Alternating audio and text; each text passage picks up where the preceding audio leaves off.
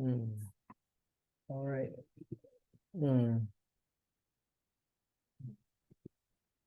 Let me share with you. Okay.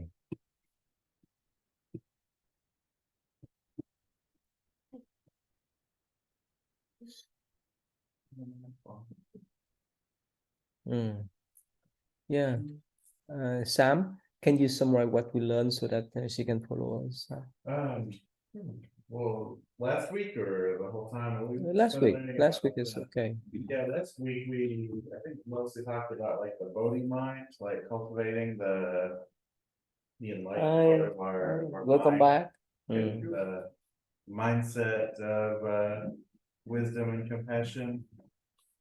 So The motivation. Yeah, motivation, to attain that state of being. Yeah. How you doing? How you work? We miss you last few days. Yeah. Welcome back. Thanks. Safely, I guess. Yeah, fly over here in the next one. Fly over here, Pennsylvania again.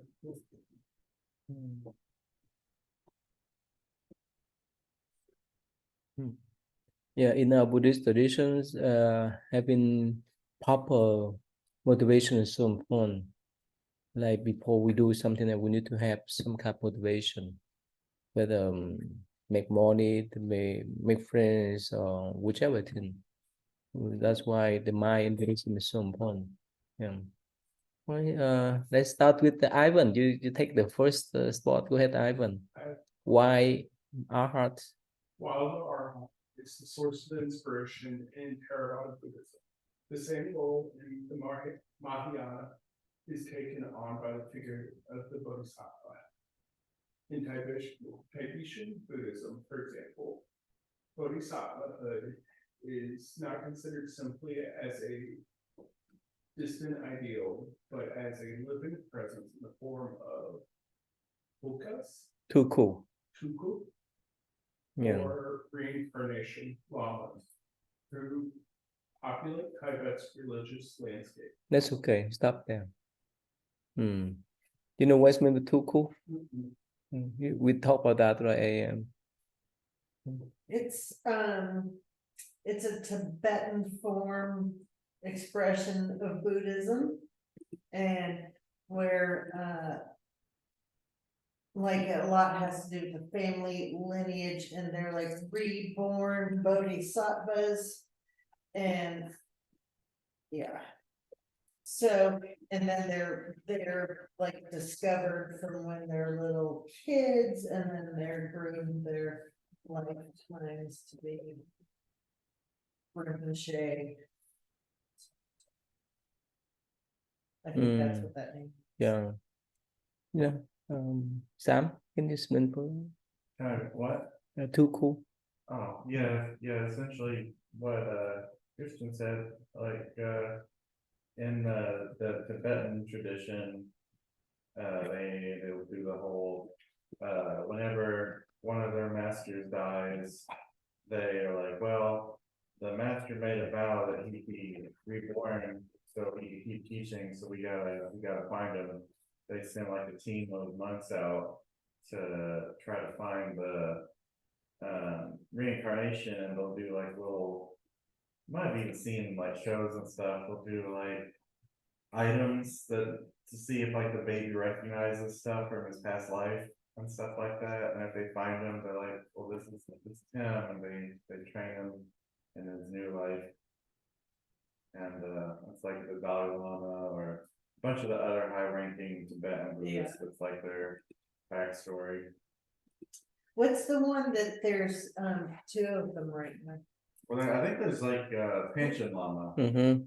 Well, no, there's one. He's shoot, what is his name? Another one, the Kamapa.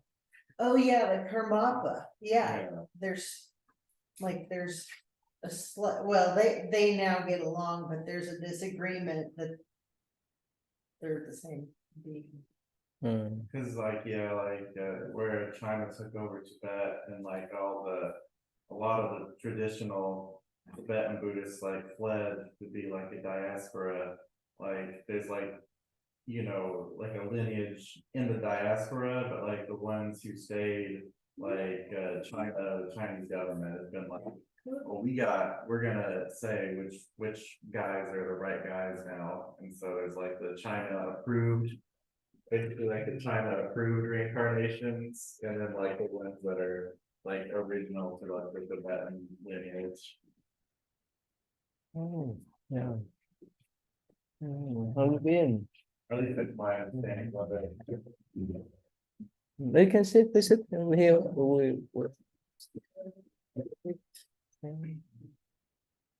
Mm. Ah, okay, yeah. So again, the idea of Tuku or the reincarnation of a Buddhist teacher is nothing new in Buddhist tradition because we believe in reincarnation, the cycle of rebirth. So when someone passes away, we come back. So do we.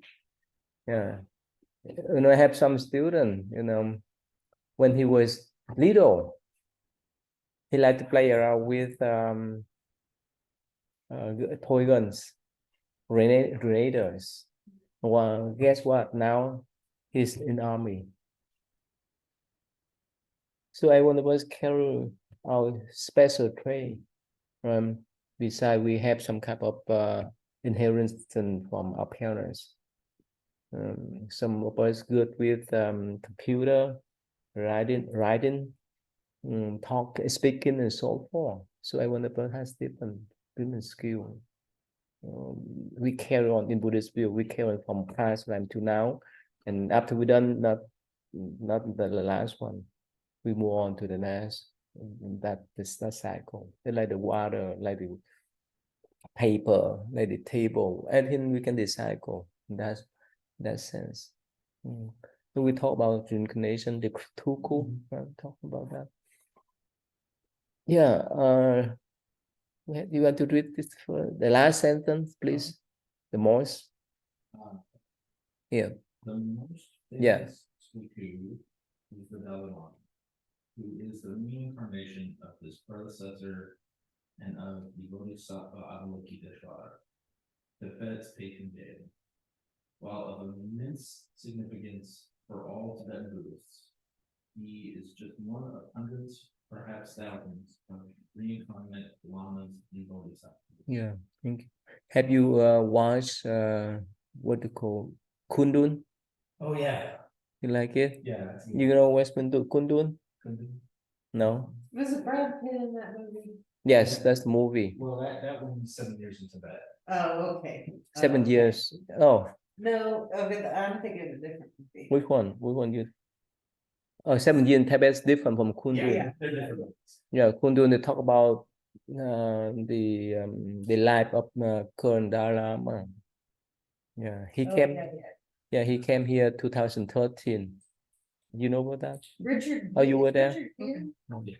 Yeah, because it's support, because Richard Gere is really involved with the Tibet House. So, yeah, Richard Gere. Yeah, so they consider him as the 14th incarnation of Avalokiteshvara Bodhisattva. Yeah. Anyway, all right. So The Dalai Lama, the Buddha wisdom teacher, is a famous example, not simply of a Buddhist leader, but also of a great teacher. Sanskrit guru, Tibetan Lama. The ideal of holiness has always gone hand in hand with a supreme ability to transmit the Dharma to others. Again, the teacher, par excellence, is the Buddha himself, who appeared in the world to communicate through his boundless wisdom and compassion, his timeless insights. The teacher is a conduit for the Dharma, so much so that in Tibetan Buddhism, when the Lama assumes his teaching role, he is deemed to acquire the status of a Buddha for the period that the instruction lasts. In most Buddhist traditions, the relationship between student and teacher is an extremely close one. Historically, many teachers have founded new schools and assumed the mantle of sainthood. A celebrated example is Bodhidharma, the Indian Buddhist teacher who is traditionally said to have founded the Chan Zen school. Okay, yeah. Mm. I think it comes to Buddha himself. Oh, he's the Dalai Lama. Mhm. That's like a tantric Buddhism thing, is they say, you know, when you, focus on like, well, I mean, even like a regular person in Tantra Buddhism, if you focus on like a Buddha or a Bodhisattva, you get like closer and closer to like kind of like merging with them. Like the difference between you and them like fades away is the concept of like the tantric practice. Have you ever seen their oracles? Mm. Like the oracle for the Dalai Lama? Oh, yeah, that's pretty. Tibetans have it with like spectacular traditions. Like he's in this really wild kind of dress, and I don't know, he's like. And I guess he channels, I'm not sure what do you know if he channels? Mhm. What spirit, I don't know if he reads the future, Never form of that. who it is, but something else comes and speaks through him. Okay, let me share with you this a little bit funny, but this is the idea. The idea. Yeah. So Ben, can you see Ben? The Dalai Lama. He's a Buddhist monk, not just any old monk, but the head honcho of Buddhism in Tibet. There have only been 14 Dalai Lamas, and the first was anointed about 500 years ago. Buddhists believe that he is the reincarnation of a former Dalai Lama, who has been reborn to continue his good work. Dalai Lama literally means ocean of wisdom. Pretty impressive title. Imagine his business card. When a Dalai Lama dies, a committee of senior monks searches for a baby born around the same time. He will be the new Dalai Lama. It can take a bit of detective work to track him down. There are 3 ways to find a new Dalai Lama. First method is for a monk to dream about the location that will identify him. The second is to consult an oracle lake in the Tibetan highlands. Here, the monks meditate and wait for the lake to point the way. Round the roundabout, take the third exit. The third way is to follow the smoke from the cremation of the dead Dalai Lama to the boy's location. Once the child has been identified, he's presented with several artifacts. Some of these belong to the previous Dalai Lama. If the boy chooses correctly, then he's the real deal. The current Dalai Lama was recognized when he was 2 years old. A vision from the Oracle Lake identified his village and house. But his reign was short-lived. In 1950, Chinese troops invaded Tibet and took control.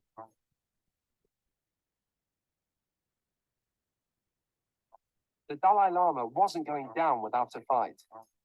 9 years after the invasion, there was a revolt against the Chinese.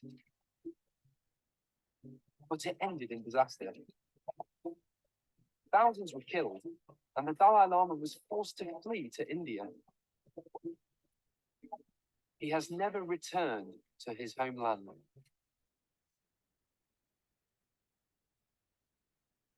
So see that.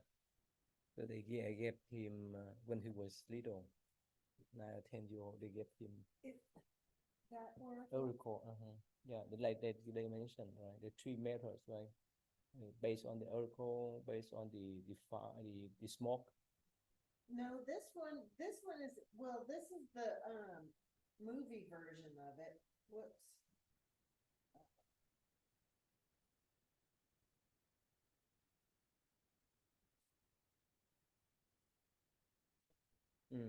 Anyway, so probably you may heard he's saying, right, he may be born as beautiful lady. Remember? Yeah. Right. Oh, I see. Yeah. Oracle. The guy that like, Oh, and he will say that he won't be born in China.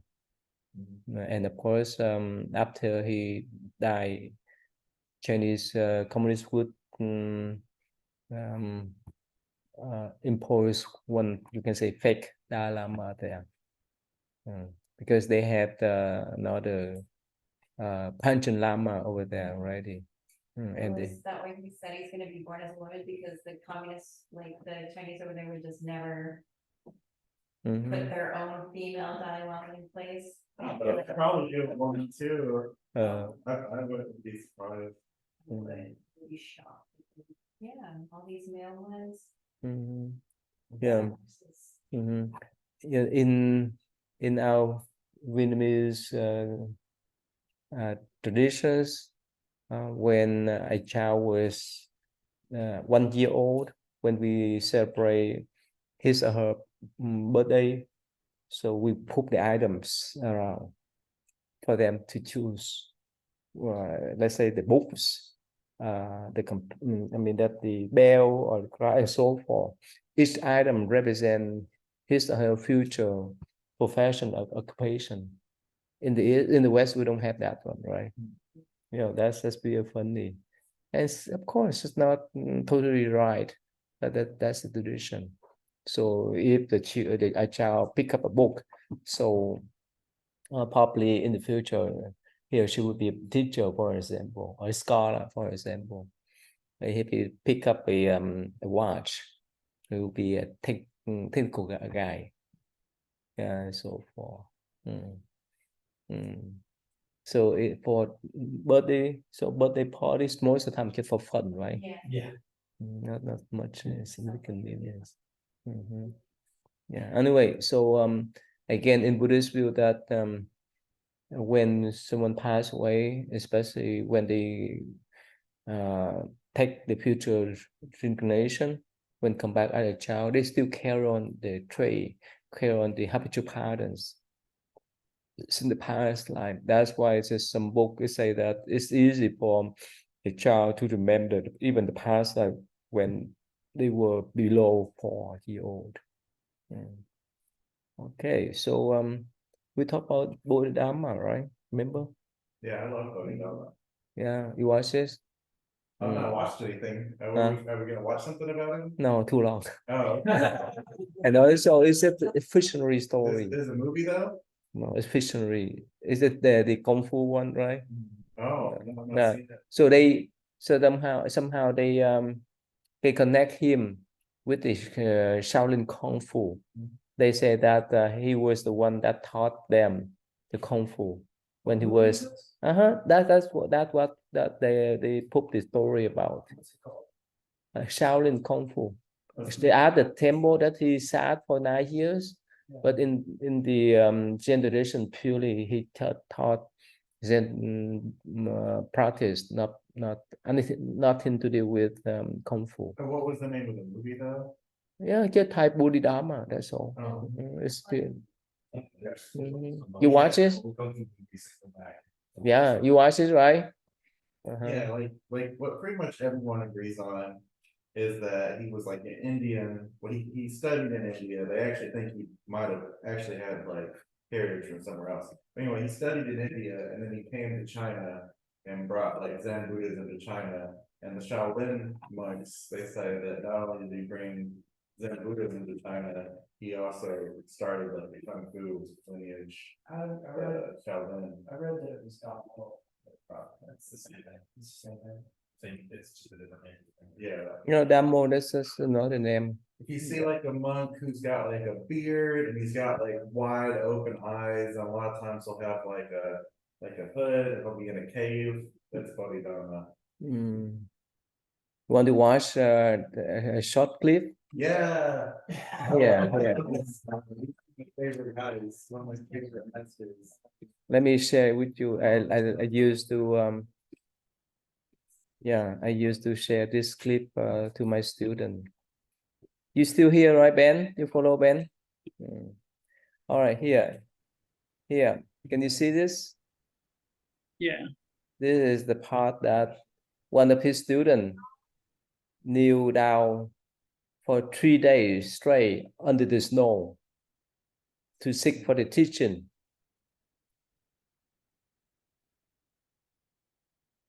That his student.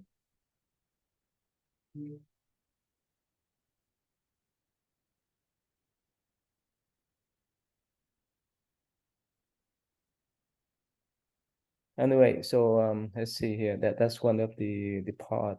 Let me skip to this part for you to see.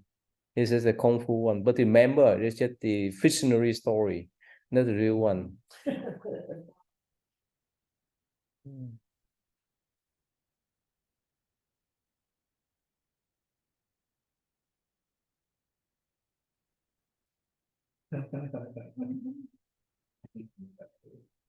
You should not do that. Mm-mm.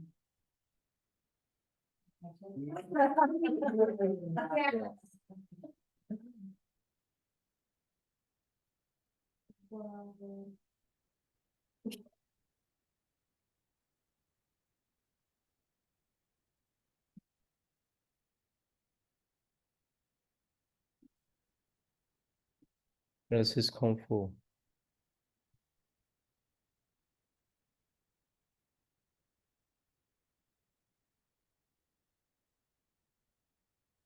So they were the thieves. Without care of fire. So they were the thief that went to the temple to steal the money there.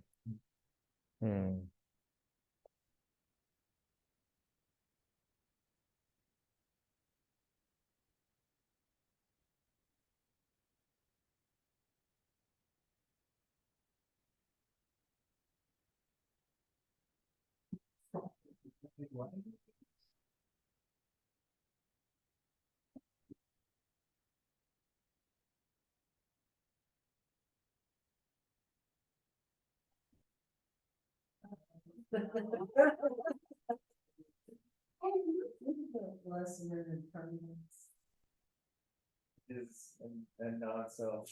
His physical form isn't his self.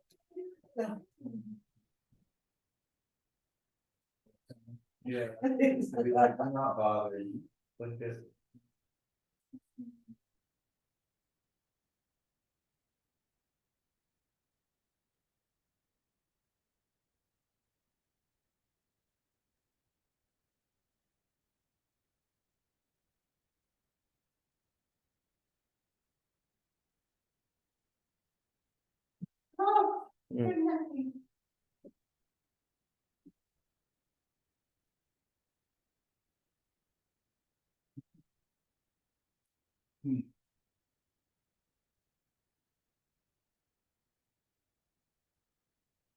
He is fine. You see, Maybe it was.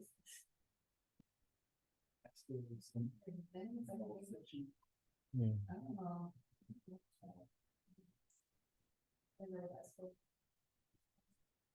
Yeah, there's a lot of legend. Yeah, you see that, my fellow disciple, your body is so weak. Can you see this?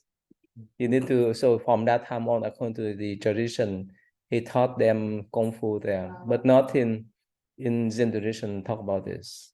It's just the that's one here. Yeah. Anyway. Yeah. Okay. So a lot of story revolve around him. You know, in the past, even everywhere, right? If someone was famous, so they connect some fictional story with them. It's normal, right? In the East and the West, everywhere. Yeah. Okay. So that's just what the Bodhidharma is about. Yeah. Oh, okay. Let's see here. Remember last week we talked about the Theragatha and Theravada? You like to read Can you see? What is it? Oh, Michelle? No, You I let- can't see. Can you see? All right, please. This one here, please. Can you see? You're too small. Can you make bigger? All right, Good. yeah, the poems of the elders. Yeah. The poems of the elders, the Paragata and the Paragata are remarkable collections that bring us face to face with the lives and aspirations of the early Buddhist saints. One brief example of the Paragata captures the essence of these works beautifully.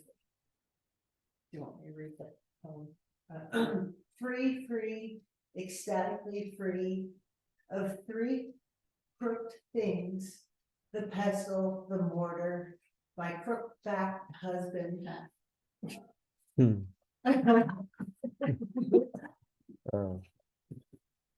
Hmm. Thousands of the cycle of rebirth and everything that would lead to further births has been severed. Probably this one is from From a nun. yeah. Mhm. Yeah. So before the past, where they wrote this type of poems. So it was, what's meant three cockatins? What's mean?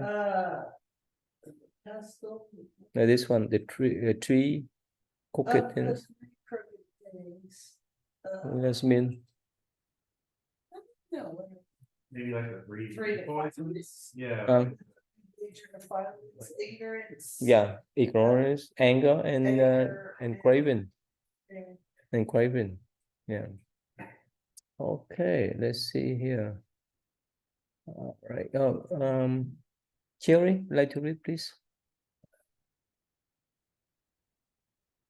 The ones who transmit the Dharma directly to the next generation, teachers have always played a central role in history of Buddhism.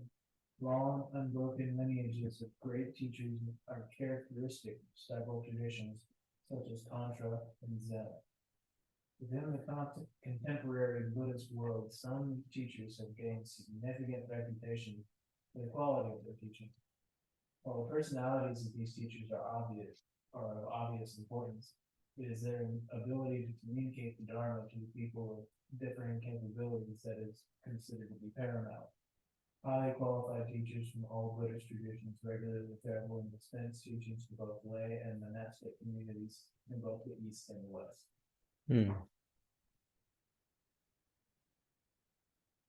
Yeah, yes. Something.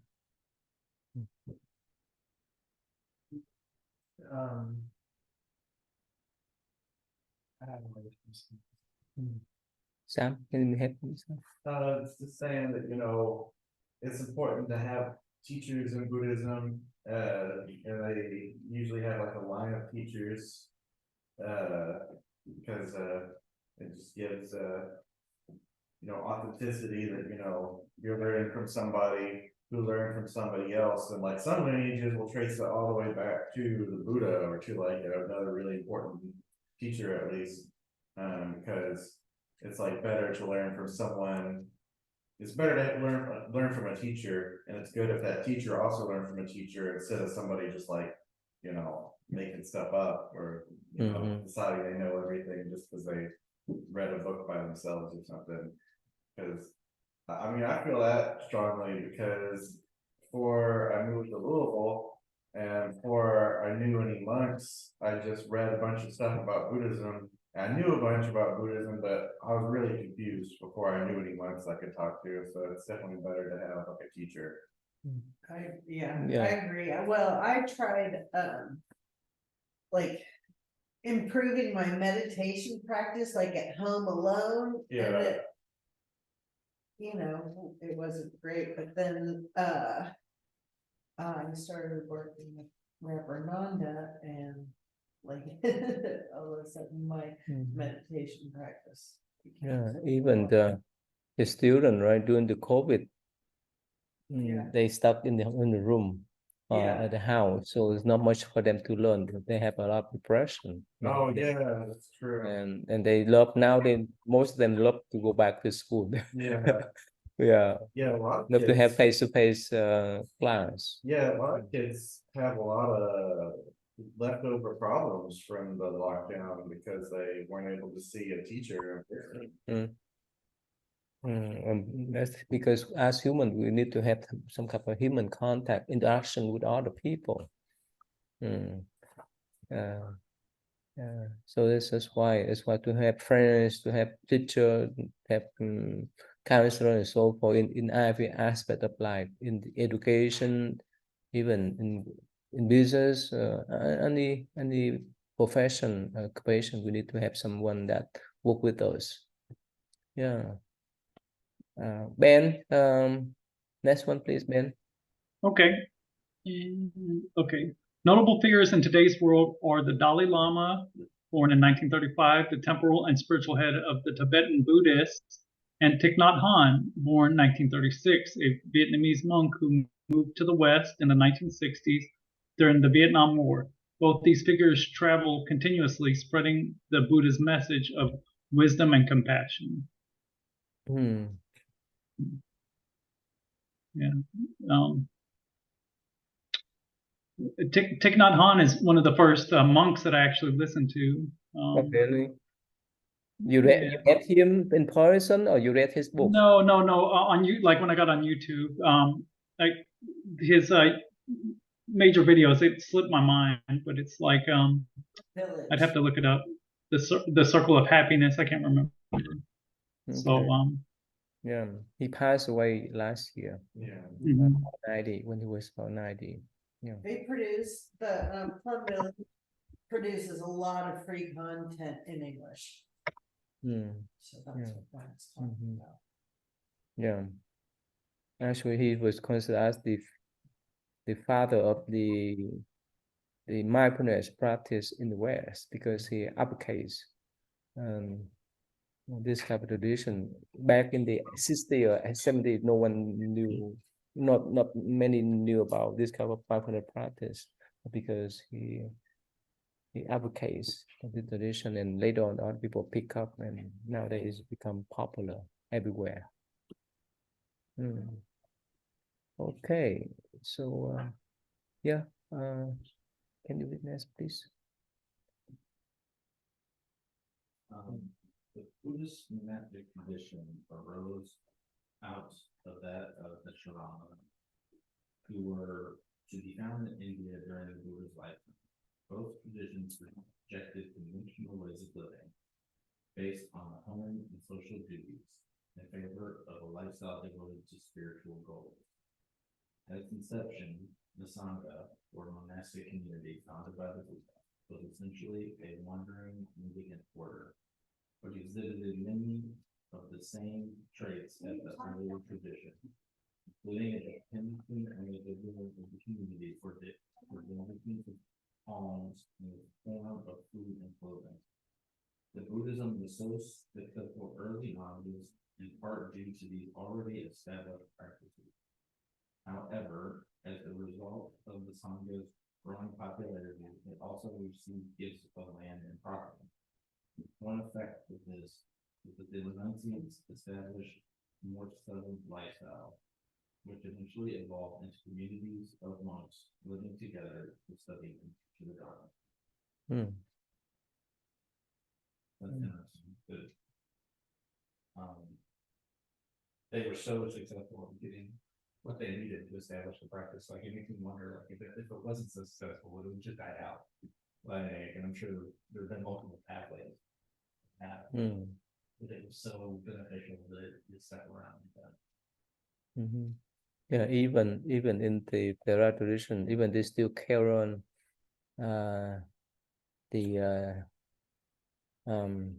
pattern of go out to break for food, but still they come back to monastery. They have the settlement, the permanent settlement, permanent temple, monastery, and so forth, so that they can settle down. They would not wander around anymore. It's convenient for them. Yeah, yeah, please. Buddhist monks are known as bhikshus, and to enter the religious order, the Theravada Vinaya states that the candidate must be old enough to scare crows away. This is usually interpreted to mean that the candidates Yeah. Let's see here. Yeah, right here. must be between the ages of 7. Wow. Child can scare crows away, she's fine. Mm. And entering the Buddhist Ready, sign it up. Mm. And the Buddhist monastic order, the bhikshu embarks on a life of depending on little for his existence. This phrase was emphasized by the Buddha so that Buddhist monasticism would be seen as removed from the extreme aesthetic austerities practiced by the Brahmana orders. At the conclusion of full ordination into the Sangha, a monk is full of 4 resources that he can always depend on for the 4 requisites of accommodation, clothing, food, and medicine. These resources are the foot of a tree, robes made out of grass, food offered as alms, and fermented cow's urine. In addition, a monk is allowed 8 possessions, 3 robes, a water strainer, an alms bowl, a needle, a razor, and a boat. Aside from his renunciation of worldly life, a monk must shave his left head and live his soul with blood. It's not understandable, right? Oh, no, fermented cow's urine? Huh? Fermented cow's urine? Well, you know, here, if you visit India nowadays, they use what do you call the cow poop to cook. To cook. Mhm. There's Yeah. a tribe. If, you know, you're brave, you can look it up. There's a tribe in South Sudan where, yeah, they even bathe in the cow's urine, they drink the cow's urine all the time. Yeah, I love using anything like that is not like obviously like a big thing in all of Buddhism, especially in modern times, but in India, especially in ancient times, but even today in India, they're like really into cows. Cows are super safe. Yeah. You know, the cow walk everywhere Okay. freely, and they use the cow poop to cook food. But like we use wood to cook food. Let me share with you this one. I think we met them. You met them, right? Met who? The children in Vietnam. Oh, Remember them? yeah. Here we have ESL forum. You see this them here? See here? Turn on. That's a monk. That's a monk. Take care of more than 100 of them. The orphans in orphanage, and you see they some of them they keep the hair on the top, depend upon the age, and so they orphans. So they this monk raised them, and yes, because they stay at the temple, so he treat them as a novice. So, but they keep the hair like this. They don't leave one strand of hair. Can you see? See that? But for the fully ordained monk, yeah, they cut up. You seen this? Yeah. You seen before? Yeah, well, Fonte Chandra, like, that's the only life he ever had. Mm-hmm. Like, He was an orphan. He was an orphan and became. Oh, they was have raised- tradition there in Sri Lanka too. Yeah, that temple, they come from really big, Yeah. and so, yeah, so. Oh, okay. Yeah.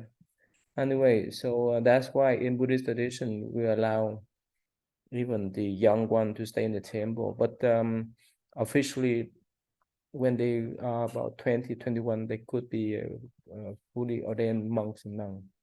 Otherwise, after 18, they most of them they would return late life and go out to work like normal people. Let's see here. All right. All right. Yeah, Ivan, with this one. According to tradition, Buddha had to be requested by one of his disciples, Ananda, to found the order of nuns. and was initially reluctant to do so. When pressed on his reluctance, he claimed that the ordination of women would hasten the downfall of the Dharma. Although his reasons for his opinion are unclear, it is possible that he simply considered it unwise to place communities of celibate male and female renunciants together. The Buddha certainly believes that women are entirely capable of attaining arhat status, and indeed there is a collection of poems composed by female arhats known as the Gargatha. It is noteworthy through the Prati Moksha for nuns is even more stringent than that for monks, and there are 311 for nuns compared to 227 for monks.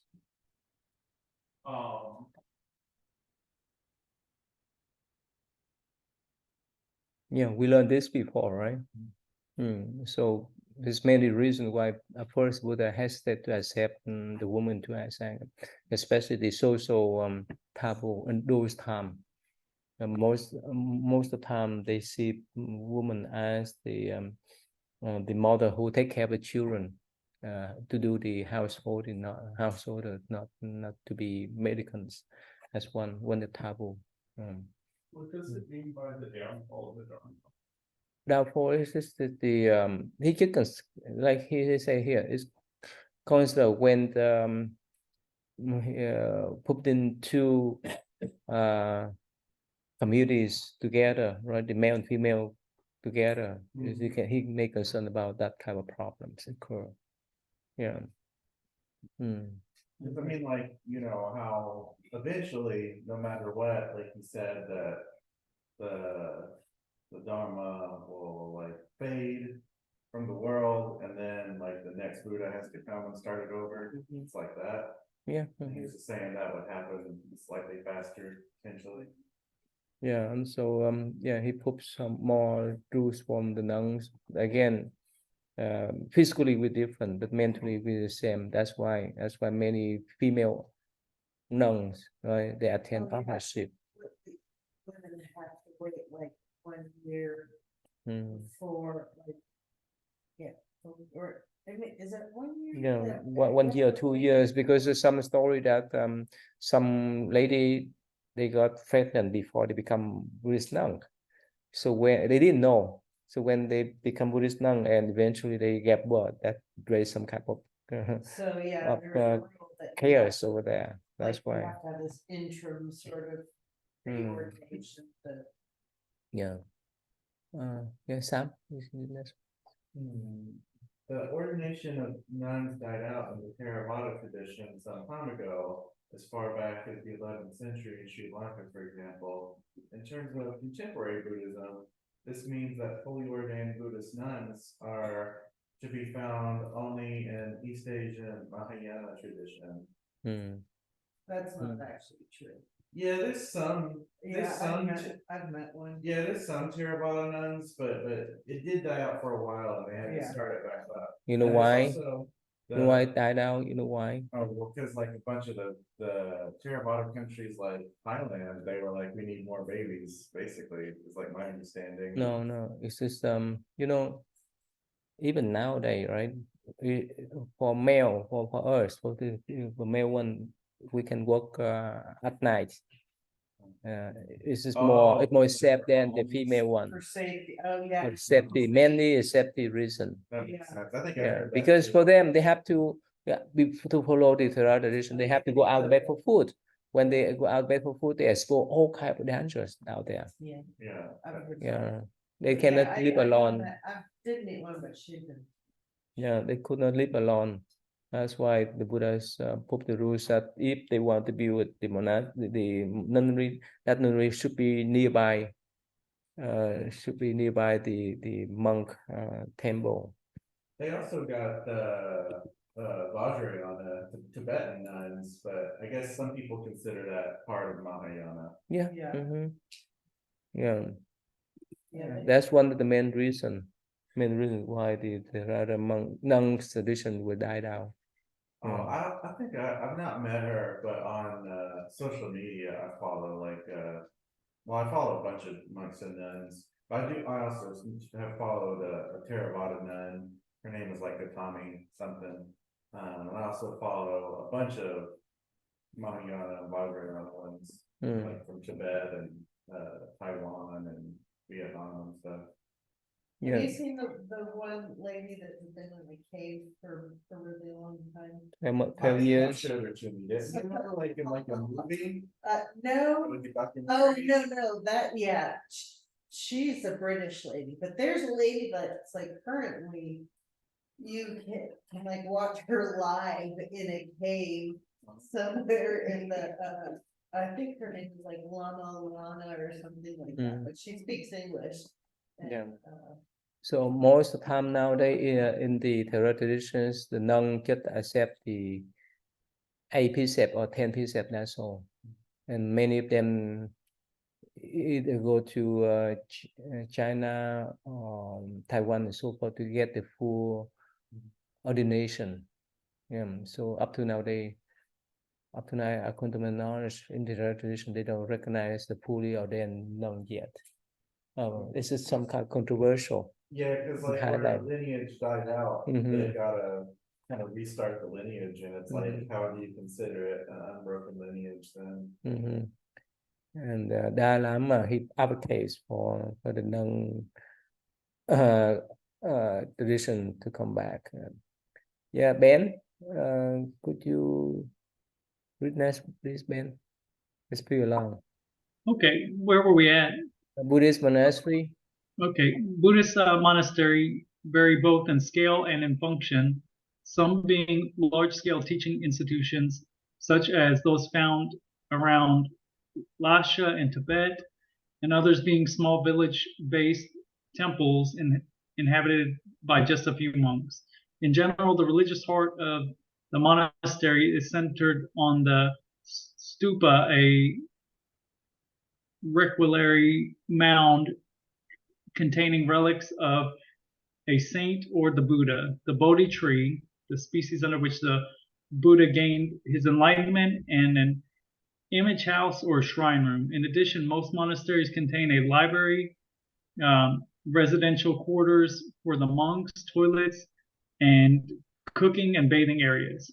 Some of the monasteries in ancient India and Sri Lanka would have been very large indeed. Faxian, a 5th century Chinese pilgrim, recorded that I don't know how to whatever monastery at that place, the capital of Sri Lanka, contained as many as 5,000 monks. As recently as 1959, prior to the Chinese invasion, Drepung Monastery in Tibet was estimated to house 10,000 monks. Wow. Have you seen those type of temple on the internet yet? I've seen it. I didn't know that they house so many monks. Yeah, especially now they in southern in India, they house deeper monastery. They say that they hold up to 3,000 or 4,000. Yeah, they're huge. Yeah. Have you seen that? No. All right. Let's see here. And in Vietnam, we have some, but not some. Some monasteries more than 1,000. What's that?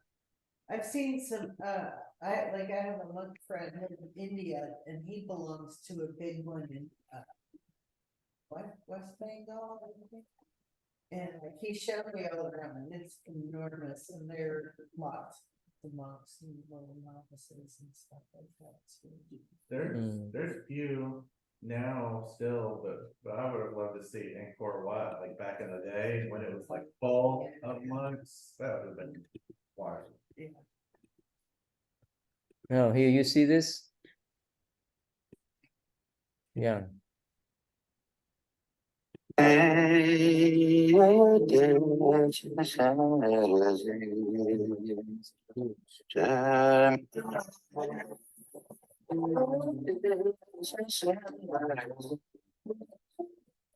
Yeah,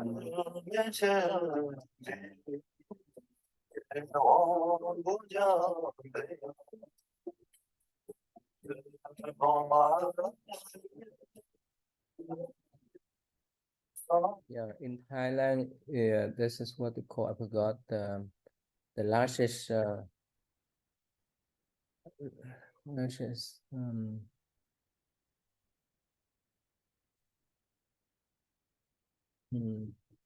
Thailand. The horse right here, see this? Oh, that was so pretty. Yeah, It's got facilis. The temples in Thailand are so ornate and beautiful. yeah. And I've been there before. I went to this. This sprawling complex just north of Bangkok, nearly 10 times the size of the Vatican City, is home to the Dhammakaya Temple. The temple claims some 3 million followers worldwide. Many of them gather here each weekend to pray, meditate, and make donations. See, a young one. The Buddhist sect is one of the biggest religious movements in Thailand. It's also a controversial one. The country's military junta calls it a threat to national security. And its charismatic founder, Pra Dhammajayo, is now considered a fugitive from justice. For 3 weeks in February, the temple was under siege by more than 4,000 troops and riot. Anyway, so there's him. And yeah, so somehow, religion mess with politics everywhere. Yeah, that's what the problem there. Yeah. It's not like everybody else had.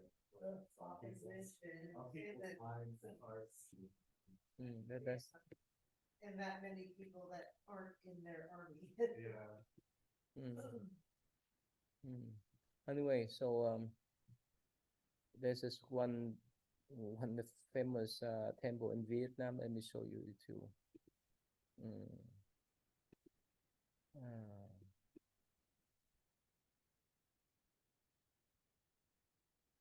So even the summer camp, this temple, even the horse, 4 sections, each section more than 6,000 children, 6,000 youth that came. This is here. Let me show you.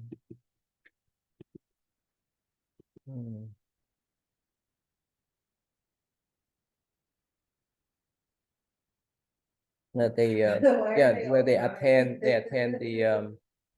the summer camp like us here, but they have the story. They talk, the monk talk about story. That's why they make them cry. Yeah. Why are they crying?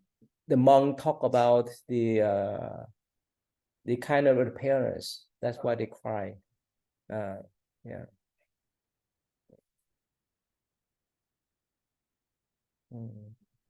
Yes. Can you read? Father, like Father Hay, like. Yeah. That's very wholesome. And they have yeah. I'm glad that they have this type of program for the youth in Vietnam, and they let them to have this kind of program there. Yeah, that's a good question. This is in the north. Yeah. Anyway, so again, especially in Vietnam, like here, the temple is like communities, not only for the Buddhist monks known to practice, but also for community to come, especially for the children. But in the Theravada tradition, it's different. Most of the time, it's like for the monks to live and practice. The youth could not come because it's kind of destruction. Well, they can come and make offerings and stuff. And again, we talk about that, right? In Theravada tradition, most of the men, not the male one, not the female, before they get married, before they have important business to do or important trip to go, so they become Buddhist monk for a while. And that's why you saw some of them there down the road there. Okay, so that's what here. Oh, okay, we talk about this one here. Let me share. You follow Ben? You follow Ben? Okay. Yeah, I'm here with you. Yeah. Who got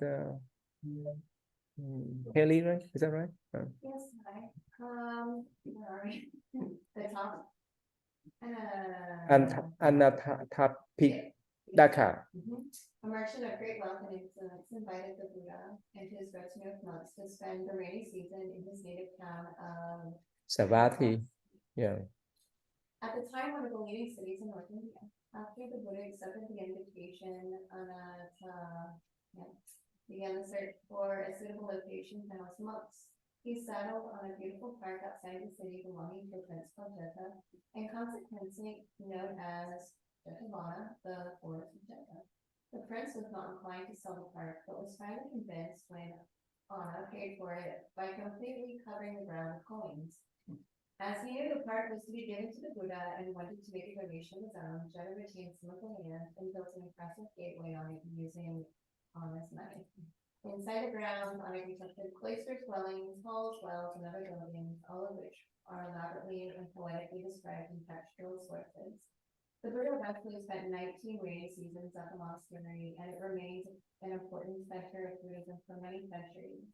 There are Burmese, Tibetan, and Chinese temples at the site today, not far from the extensive ruins of the ancient monastery. That's in the Sutra. It's Yeah. Really Yeah. sutras. What's that one? The Amitabha Buddha Sutra. It's the Mahamangala Sutta. That's just like the Great Blessing one.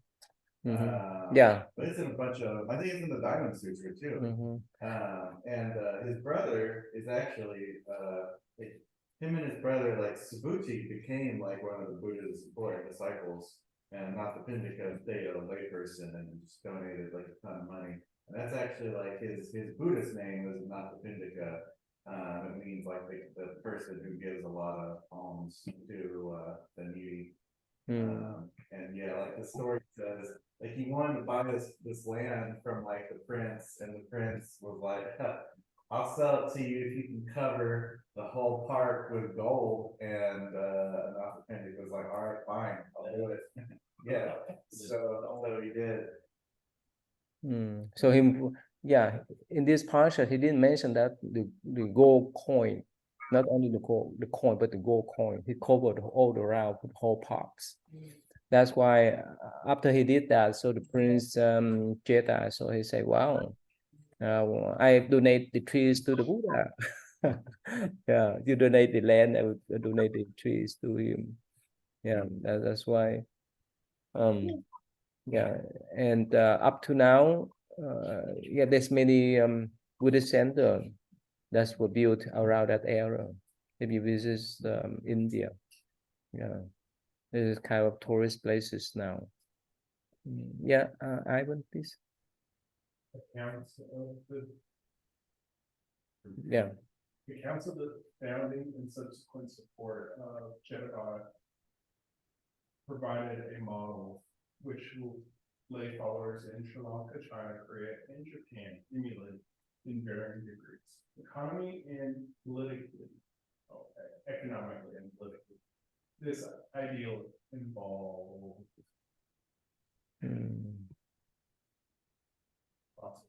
Yeah.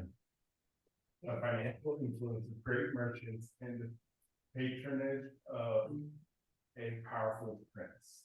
The setting also articulated a number of geographical features of the ideal Buddhist retreat.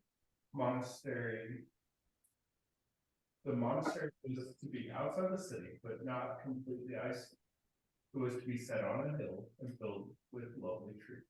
It was to have a good supply of water. It was to have properly built and maintained structures for both monks and visitors. All this was meant to provide an appropriate setting for the community to develop a regulated life, bound by rules laid down in the relevant monastic code, and thus to facilitate progress on the path to enlightenment. Yeah, I see that. This is one of the complex temple, I think, in Tibet. Yeah, it's the whole hill. Yeah.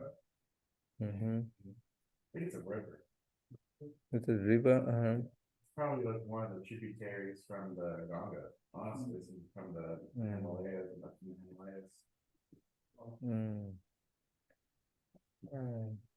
Yeah, so that's why actually we moved out here because over there too far, right? Yeah.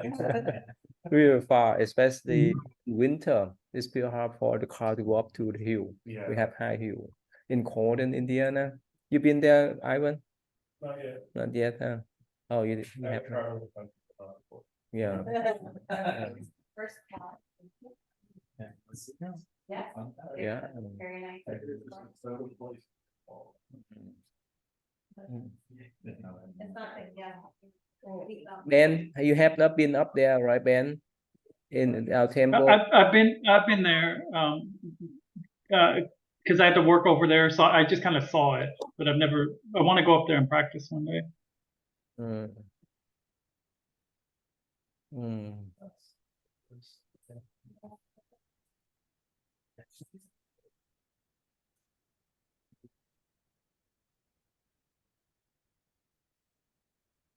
Okay, I will show you this one here. It is it's in China, but they put a lot of restriction.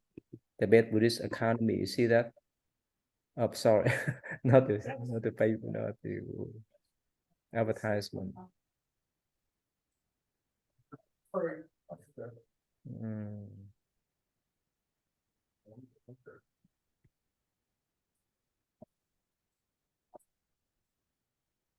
See, the whole Spread among the complex. hills in Serta County in Kardzi, eastern Tibet, Lorong Gar Buddhist Institute is the largest and one of the most significant sites in Tibetan Buddhism. It was established in 1980 and has grown over the years to become home to anywhere between 10,000 and 40,000 residents. These residents include monks, nuns, and visiting students who come from Tibet, China, and other countries to learn. In June 2016, the government of Serta County issued an order stating that the number of residents at Lorong Gar had to be reduced to 5,000 people by October 2017. The order came from the very top, the Chinese central government in Beijing. The order also decreed that vacated residences were to be demolished, along with other buildings such as nuns' hostels and old people's homes. It also effectively put Lorong Gar's internal affairs under the control of the Chinese Communist Party, CCP. It handed majority control of Lorong Gar's management to the CCP and stipulated that Lorong Gar's financial management should be handed over to Chinese authorities. Official sources stated that the order was issued for the residents' safety, to ease overcrowding, and to reduce the risk of fire. But the residents of Lorong Gar were never consulted, and their wishes to remain at the monastery and practice their faith in peace were ignored. Those removed from Lorong Gar were returned to their native regions of Tibet, often miles away from their colleagues and friends at Lorong Gar. The demolitions began a month later, in July 2016. They were carried out by Chinese work teams consisting of workers, local government officials, police, and security services, accompanied by digging teams. The demolitions and removals took place throughout the rest of the year until December, when there was a pause due to the winter conditions. According to the latest figures, 4,828 people have been evicted and at least 4,725 buildings destroyed. The Okay, that's all. Yeah, you see that the big complex has more than 10,000 people. That's like the whole village, like the school, right? The school, the big school in the state. I went to Penn State University. I don't know whether you know the state college, and they have the whole village. Yeah, it was small city, or the school is so do they. Yeah. Anyway, all right. So that's all. That's all for us today.